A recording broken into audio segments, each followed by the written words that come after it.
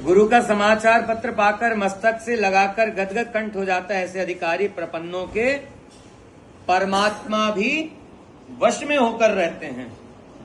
इससे बुद्धिमान शरणागतों को चाहिए कि गुरु के प्रतिकूल बर्ताव कभी न करें, ऐसा कभी काम ही न करें जिससे अपने ऊपर गुरु का क्रोध रोष का मौका आवे, क्योंकि संसार सागर से तरने के लिए सबसे पहले गुरु भगवान की कृपा की सख्त जरूरत है। सामान्य मनुष्यों की तो कथा ही क्या है, किंतु ब्रह्मा शंकर के समान भले ही हो, परंतु गुरु के कृपा कटाक्ष के बिना भव सागर के पार हो ही नहीं सकता। चौपाई कही है कि गुरु बिन भवनिधि तरह न कोई, जो विरंच शंकर सम होई। इससे व्यवहार छोड़कर परमार्थ दृष्टि से श्री गुरु महाराज की सेवा करें। इनका शुभ आगमन सुने तो आगे स्वागत के लिए जाएं, जब पधारने लगे तो कुछ दूर तक पहुंचाने जावें।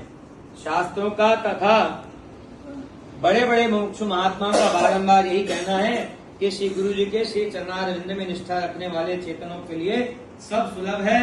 सदगुरु का जो अवतार है सो संसार बंधन से छुड़ाकर परम पद देने के लिए है। जिन बड़भागी जीव को भगवान मिलने वाले होते हैं उसी को सदगुरु की प्राप्ति होती है। गुरु निष्ठा जिसको प्राप्त हो जाती है उसको चाहे ज्ञान वैराग्य भक्ति कुछ भी न हो तो भी उसकी आत्मा का उद्धार हो ही जाता है। और कितना भी ज्ञान वैराग्य भक्ति भरी हो तो भी यदि गुरु चरणों से विमुख हो तो उसका भला नहीं होता है। अयोध्यापुरी के राजा त्रिशंकु को विश्वामित्र जी सर्व समर्थ होते हुए भी अच्छी गति को नहीं पहुंचा सके, क्योंकि त्रिशंकु राजा अपने गुरु महाराज से विमुख हो गए थे। ये चुनाव जब होता है तो हर बार ओपिनियन पोल में त्रिशंकु सरकार, त्रिशंकु विधानसभा शब्द सुनने को मिलता है। ये तात्पर्य त्रिशंकु का मतलब वो राजा त्रिशंकु अपने पुण्य कर्मों के कारण स्वर्ग तो गए, लेकिन गुरु के उपचार के कारण स्वर्ग से भी पतन हुआ, बीच में अटक गए। बीच में अटकने के कारण त्रिशंकु सरकार ये वाला शब्द जो आया ये यहां से आया, ओरिजिन ये राजा त्रिशंकु की ये स्थिति हुई थी।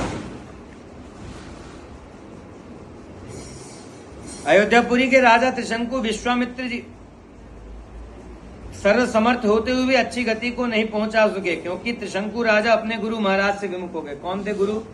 रघुवंशियों के गुरु वशिष्ठ जी है, सबसे पुराने गुरु। मतलब जब से रघुवंश चालू हुआ, सूर्यवंश, तब से महाराज इक्ष्वाकु को ब्रह्मा जी ने भेजा कि जा अयोध्यापुरी को अपनी राजधानी बनाओ और शासन करो।